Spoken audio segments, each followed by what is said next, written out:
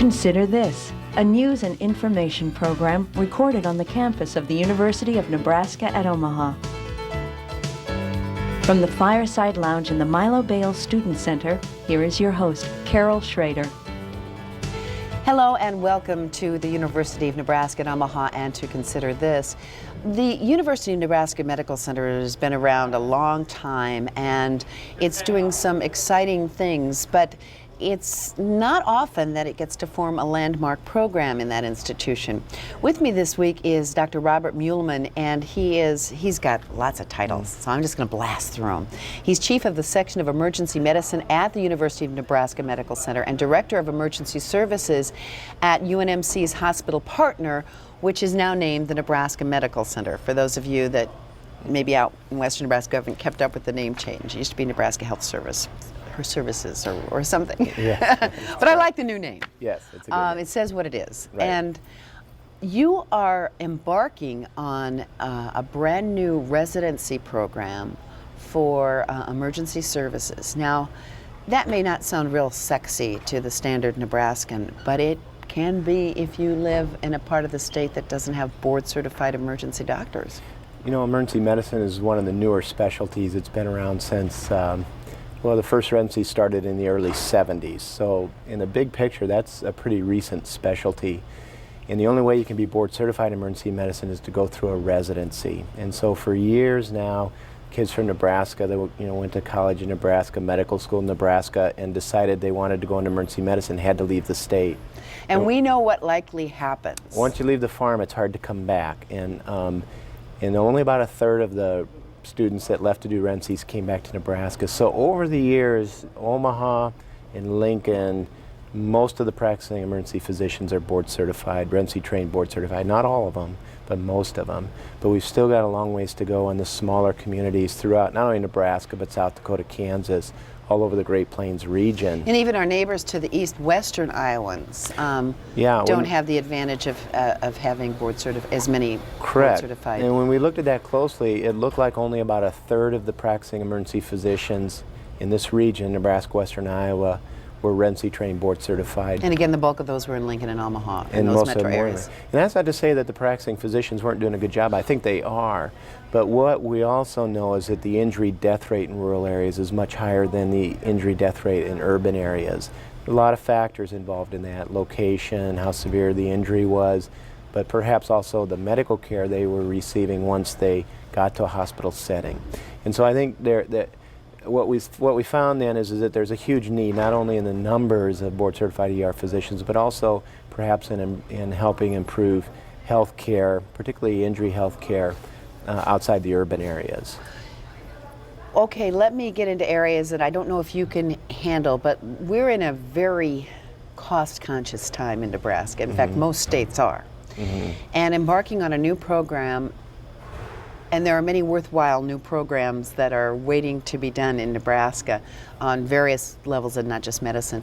That had to be an interesting decision for administrators to say, there are a lot of costs involved in becoming accredited and I would imagine, and you pay residents and there are just extra costs involved. This is Well, the whole issue of funding of graduate medical education is a kind of a controversial or hot area.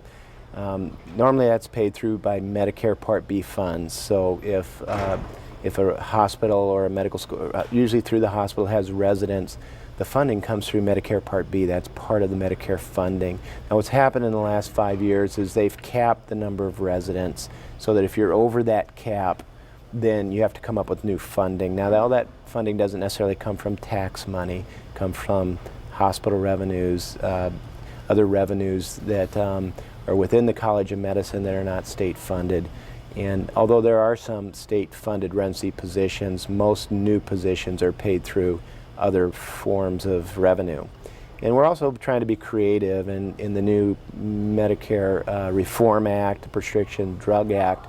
We've made sure there was some language to look at redistributing residency slots that were frozen throughout the country that now become available back to rural or small urban areas. So the Nebraska delegation's been very favorable toward trying to see that through. So you fit a niche that that makes you a little more fundable, because there's probably not as many residency programs that are geared in some fashion to rural and lower populated areas. Correct. Well, I think we've known a long time that there's a shortage of primary care physicians We've in known the that. rural areas. In fact, the Med Center has done incredible work. That's right. in there that is, area. and then we need to continue to make progress there. But I think what's been less known is that even in specialists like emergency medicine, specialties like emergency medicine, there's an acute shortage in rural areas. And when residencies first started, they all started at inner city county hospitals. I mean, that's where you think of ER, you think of the knife and gun clubs in the urban areas. And that's where most of the residencies started. Well, and that attracted people that like, urban areas. And I think now that the specialty's been around 30 years, we're seeing in emergency medicine, most of the metropolitan areas are populated with board-certified ER docs. Most of the rural areas aren't. Part of it was exposure. And so that's why our program, when we initiated, we wanted to expose kids to rural areas and say that, people are just as sick in rural areas as they are in urban areas. Now, as I understand it, correct me if I'm wrong, because I scan through a lot of material and don't always get it right, that the majority of the training will take place in Omaha, but there is a component in Scottsbluff, is it? Yeah, the Residency Review Committee, who oversees the approval of any residency program, one of their kind of rules are that if you have your residents rotate away from where you are, you need to make sure that they have qualified supervision, which means all board-certified ER docs. So we went around in Nebraska and said, where's a non-urban area that has board-certified docs? All board-certified docs. There aren't any except in Scottsbluff. And so Scottsbluff's a very lucky place. yes, it is, and a very one unique. thing. In a lot of areas, it's a very advanced medical community for as isolated as they are. Now, it just happens to be the furthest community from Omaha, but they're also used to having students in residence, and we think that that part of the training will actually attract certain types of students to our program. And we're finding this year that a lot of folks that are from, say, Wyoming or western Nebraska or South Dakota that want to go back to those areas are picking our program because of that opportunity. And so, but it also excludes a lot of people that want to live in the big city in New York and Chicago. I mean, why would they want to go to small town Nebraska? Well, but it's just a portion of their. Or how long will they actually be on Scottsbluff? It'll be a total of 2 months, so it's a 36-month training program. About 18 months will be in the ER. So it's not like they're... It's a part of it, but again, it'll attract people that are interested in that, and a lot of people are interested in that. I should say that before Dr. Muehlman came here today, he did something that's kind of an important milestone in this program. You interviewed your first resident candidate. Yeah, this is the interview season. The cycle is that you interview in November, December, January. Then the match day where the computer picks out who goes where is the infamous March. Match days at the medical schools. Yeah, that's in March. And the program will start in July 1, so we're kind of right in the You thick got to of be it a little right now. tickled that, there have been various points in this whole thing where you finally realized we're really going to do this. Yeah, well, when you think about it, when we first tried this was back in 92, 93, is when I first got into medicine. Or? Yeah, for a lot of reasons it wasn't going to fly. It wasn't going to fly, and in retrospect, it was disappointing at the time, but looking back, it probably was not the right time. And then, fast forward 10 years, it is the right time. The stars are aligned. Things are falling in place. There's a lot of support for it. So, yeah, looking back over the 10 years, it was kind of exciting today to, be interviewing people that might be interested in the program. So, we have looked at numerous ways, and we still have many areas to advance in preventing the brain drain in Nebraska and even the Midwest in general. This is a hope of this program, is it not? Well, the best predictor of where you practice is where you train. And so you're right. If we can keep people in the state that are interested in staying in the state, or even bring people from the region that train here, it's more likely they're going to stay in Nebraska, western Iowa. And certainly, if they're attracted to this program at all, they have some, you never know for sure, but there's some feeling that they have, that they would say, I would like to possibly practice in a small town area, or I come from one and I can see myself back in that milieu. And it may not be Nebraska, but at least they're predisposed. So that's a... Right, that's where we're hoping, because that's where the need is. And we're not an inner city county hospital, we never will be, but to practice emergency medicine, you don't have to train in those types of places. It's where I trained at. I'm glad I did. But, you know, there's emergencies everywhere, and they're not all like. But they certainly will get, and I think of some parallels, and there may be a little different than correct me. I'm not a doctor, but I've been in emergency rooms, I've covered. If you look at certain kinds of trauma that come in, and we are fortunate in Omaha to have two, I don't know what level they are, type 2 trauma centers, Creighton Yes. Medical Center and the Yes. University Medical Center. But I think of things that happen that are pretty scary out in rural Nebraska, tractor accidents. And I mean, there are certain kinds of things that can be similar, but there may be some different kinds of things that we might anticipate. Yeah, I think the types of injuries will be somewhat similar, although there are some farm machinery things that you don't see in the urban areas, and there's certainly more firearm injuries in the urban areas than you may see in the rural areas, although there's, you know, a certain amount of penetrating trauma in the rural areas, more so in the urban area. But I think the real issue isn't the type of trauma, because the protocols for managing trauma are very similar. Very similar. You know, airway management, IV access, fluid resuscitation, identifying the injuries, and whether it's from a farm machinery or a handgun, it's the same process. The difference is in rural areas you don't have the resources. Now you go to the University of Nebraska Medical Center or Creighton University Medical Center, and you have a trauma team activation. You've got 99 doctors and 30 nurses. I'm exaggerating, but what I'm saying is you've got all the resources you need, plus the OR and the ICU ready to go. That's why it's a level 1 trauma center. If you have the same trauma in a rural area, it's you and 2 nurses in the helicopter that's a half hour away. So there are decisions and thought processes that might be, I mean, there's more on your shoulders. Well, yes, the skills that you need to stabilize and package a patient in a rural area are different than the skills needed to receive that patient referred in from the rural areas.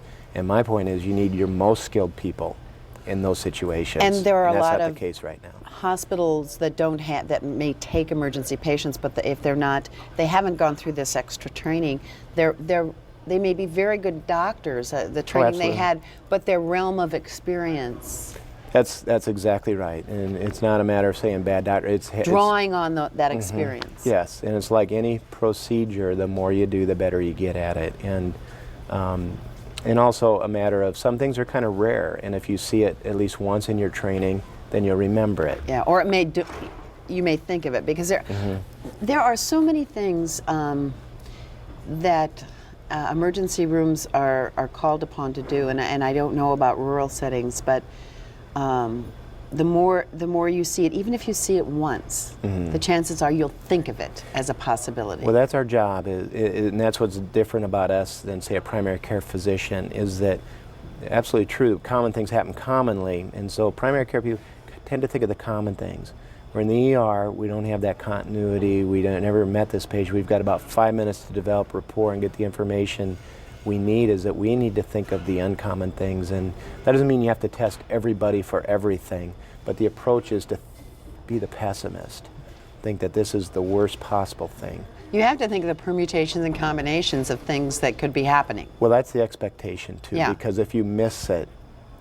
And they're that one person, it might be a very slim chance, but if you're that one person. Yeah, and if you miss it and it's that one, then it's pretty devastating. Again, that doesn't mean we test everybody for everything, but you have to at least think that. And if you don't see it or have been exposed to it or understand it or have read about it or have discussed the cases that somebody else might have seen last week and now you're talking about it in your case conference this week, then you might miss it next time. You know, there was an article this week in the Wall Street Journal about aortic aneurysms and the problem with diagnosing them, and it quoted a case in Omaha, wasn't it, your hospital? And then, you know, the John Ritter case. Yes. Well, that's another one, and just because we weren't mentioned doesn't mean we haven't seen it or possibly missed it, but that's a good example of a disease process that's very hard to diagnose unless you do the CAT scan. And so does that mean everybody with a chest pain get a CAT scan? No. No. But if somebody comes in that has the marfanoid appearance and maybe has some other family history, risk factors, then you got to think of it, because they had several good examples of docs where the family said, there is a family history of this and this patient's at risk, and I said, no, it doesn't happen in that age group. Well, I tell you, it only has to happen once, and you talk about it among your group, you're going to look for it every time. Well, let me follow up on that a little bit. Your doctors, you have obviously board certified doctors Yes. in this process. How many? At the University of Nebraska Medical Center, we have 12. That's Well, a we good- have double coverage, and yeah, so at any moment you walk in there, that there's going to be somebody board certified working So you feel really confident, not just on paper for the accrediting people, but you feel very confident that the trainers that are doing the training, I mean, that's what it's all about. there. Well, and that's a part of the review process, is they look at the facility, they look at your patient population, but the hardest thing, and that's why not everybody has training programs, even though they have enough patients to have a training program, is they look at the faculty and make sure not only the faculty have the experience, the work experience, but are also productive academically in teaching.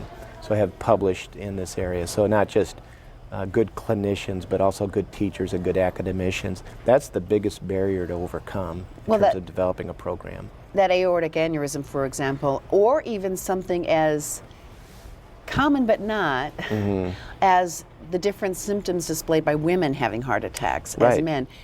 The more you Well, right now, as a group, we discuss monthly a case. We take a case every month and discuss it as a group. so over a 3-year period, that's roughly 36 Yes, major that's- cases, that's and what then we there's talk the about. everyday stuff. Right, now take that in terms of the residency, and they meet 5 hours a week.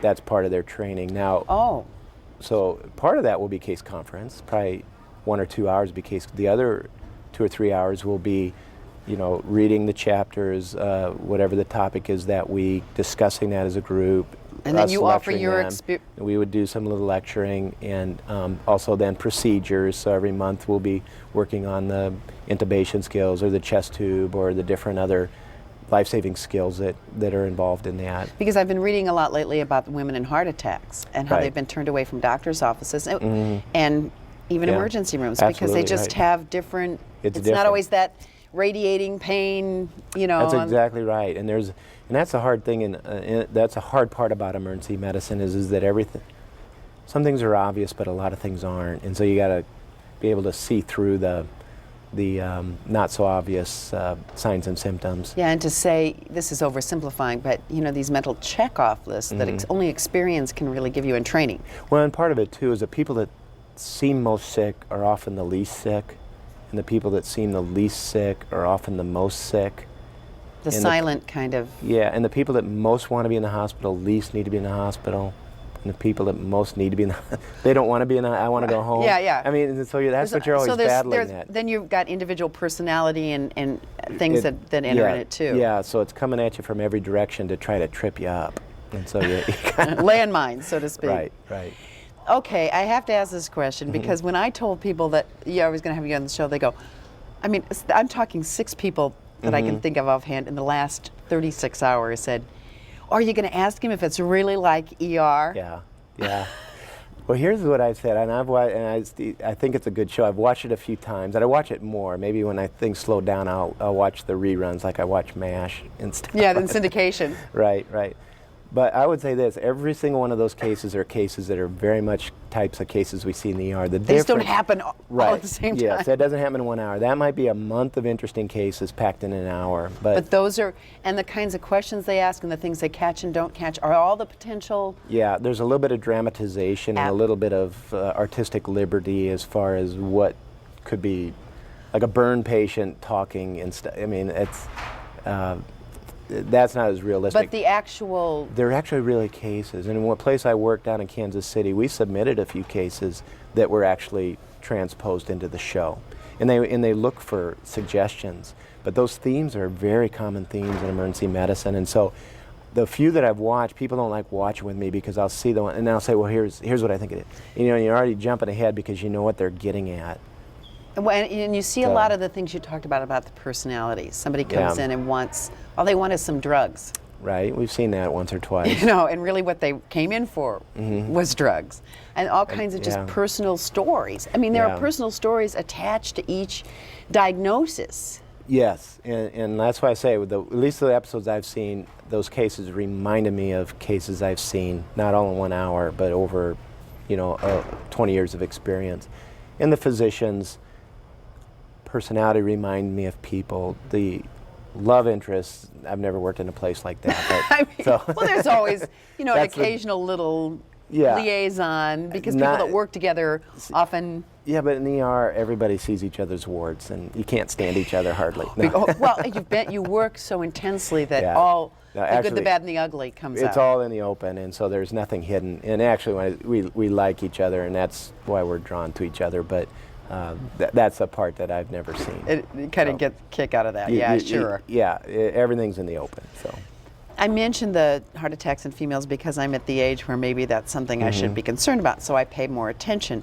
And I wonder, the whole issue of when you go to an emergency room and when do you go to the doctor's office? And when do you not go to the emergency room because you can pull resources away, or just it's not really cost effective in this world that looks at, Yeah. cost Now the real cost, I mean, I know the charges for emergency medicine are higher.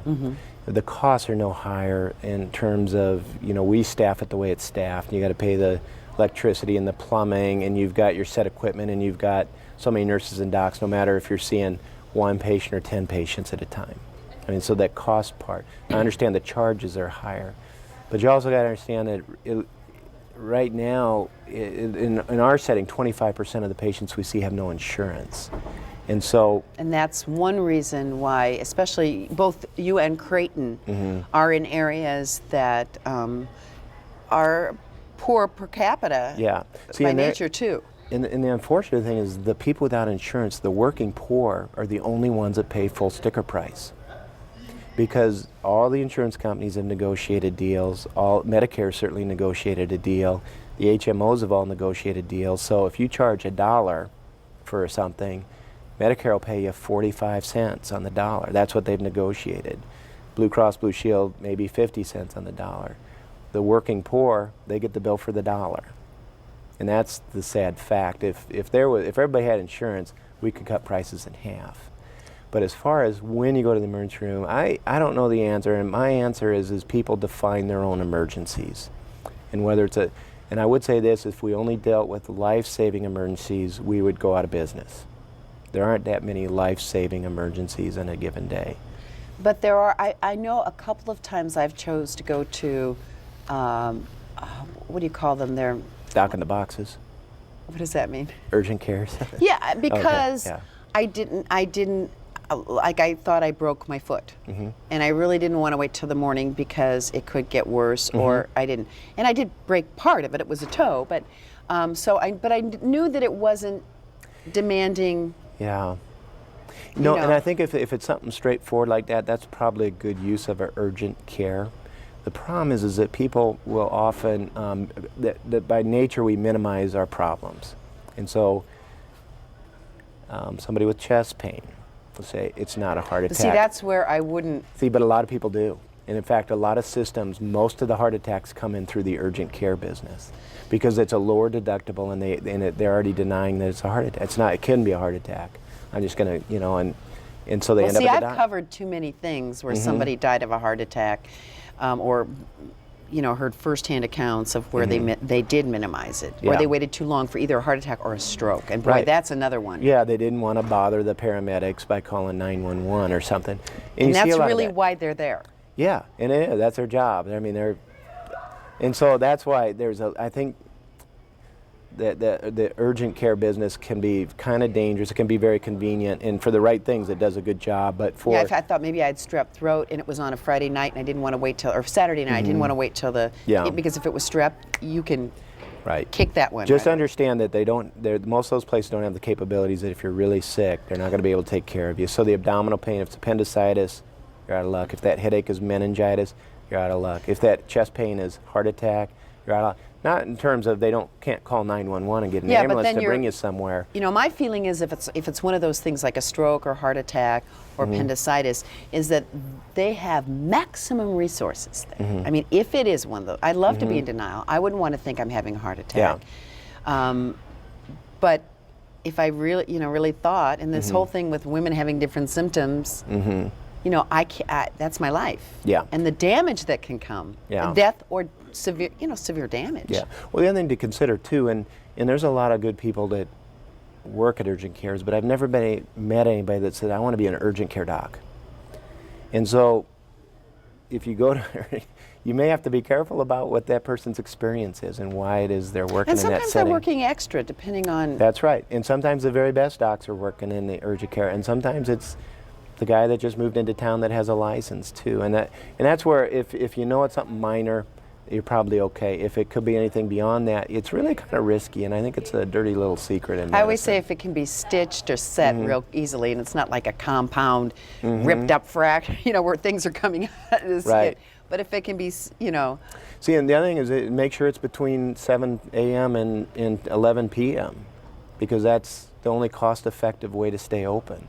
And so their commitment is very much during banker hours plus evenings, but just make sure you don't get sick in the middle of the night.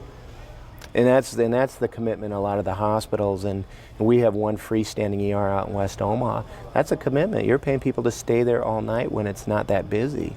But if you're going to be committed to intermittent/emergency care, that's 24/7. Because a lot of times the people, it opens at 7, they're driving around with chest pain at 6:30. I'm not making these stories up. These are really true things. Well, there are Omaha doctors who have died in the car on the way to the hospital with a heart attack because they didn't want to bother anybody. That's another thing. If we are better able to staff with board-certified or resident-trained physicians in these emergency rooms, in greater Nebraska, then is that going to reflect in better training for, let's say, our paramedics and our fire? I mean, just kind of a trickle down and working with kind of thing. Well, there's certain, a lot of emergency medicine is overlaps other specialties. So you have cardiac emergencies, your OB/GYN emergencies, your surgery emergencies.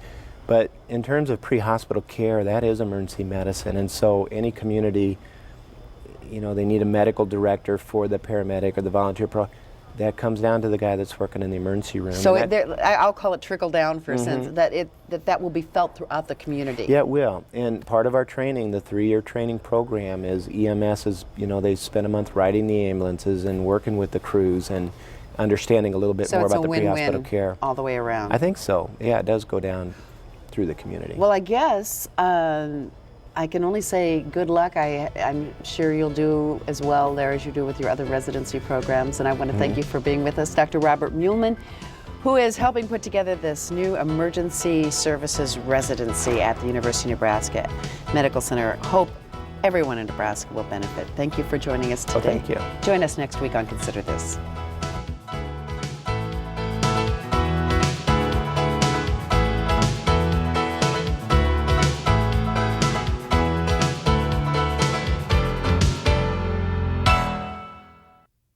To view this edition of Consider This or past programs, visit our website at unotv.unomaha.edu. For comments or questions, call 402-554-2516 during regular business hours. Consider This is a production of UNO Television.